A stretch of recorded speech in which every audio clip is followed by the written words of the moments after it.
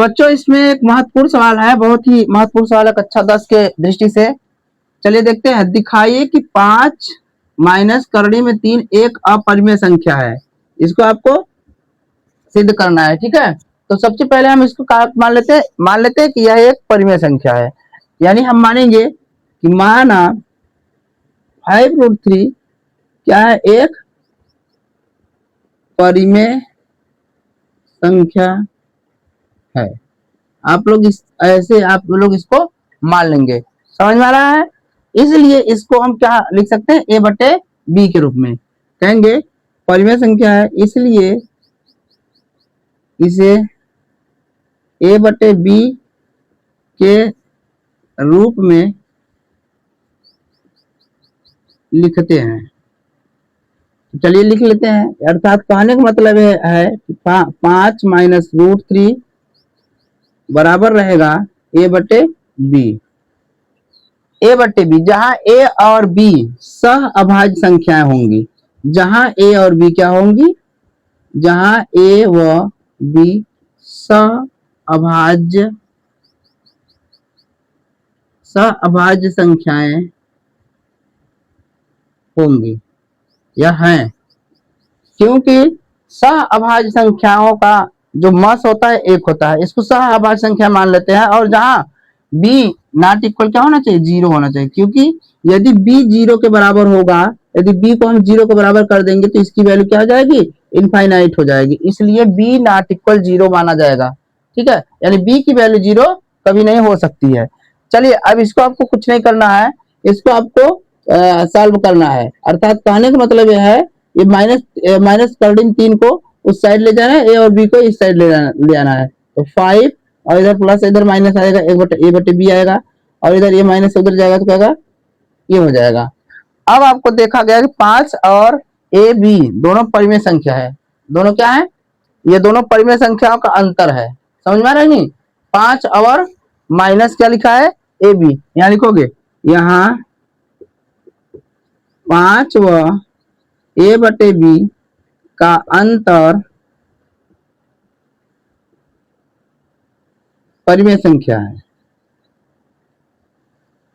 तो ऐसे आप लोग ना लिखिए, इसमें साफ साफ आप लिख लीजिए कि 5 व a बटे b क्या है, परिमेय संख्या है।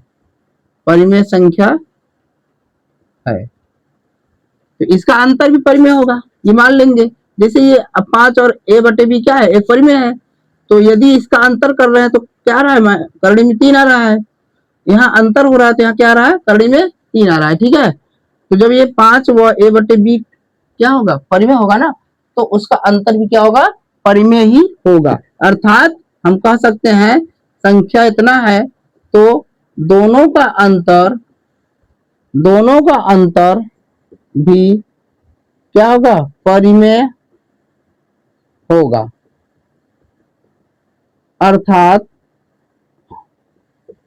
करड़ी में 3 भी एक परिमेय संख्या होगी।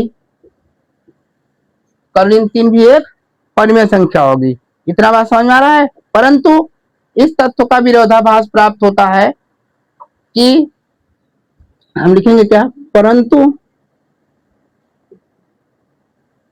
क्योंकि देखिए ये जो है 5 और a और b, 5 a बटे b 5 है और a बटे b जो है वो आपका क्या है, एक परिमेय संख्या है। तो किसी भी परिमेय संख्याओं का अंतर करोगे तो वो भी परिमेय संख्या ही आएगी।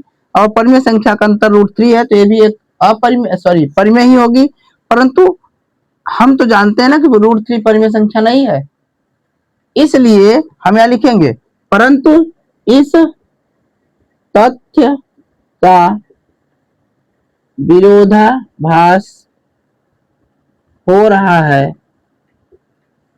कि √3 एक क्या है, एक अपरिमेय संख्या है।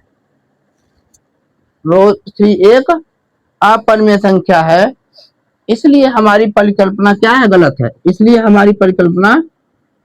इसलिए हमारी यह परिकल्पना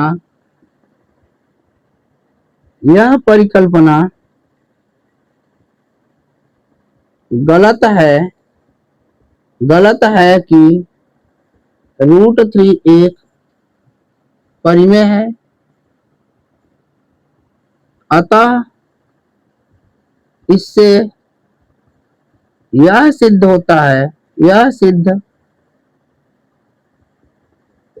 है कि √3 एक क्या है, अपरिमेय है। तो जब √3 एक अपरिमेय होगा तो ये भी एक क्या होगा, अपरिमेय ही होगा। समझ में आ रहा है कि नहीं?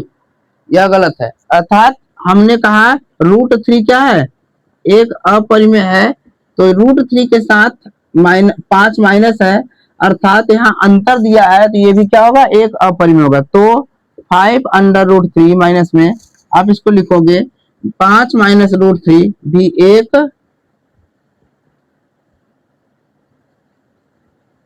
अपरिमेय होगी। समझ में आ गया आप लोग को?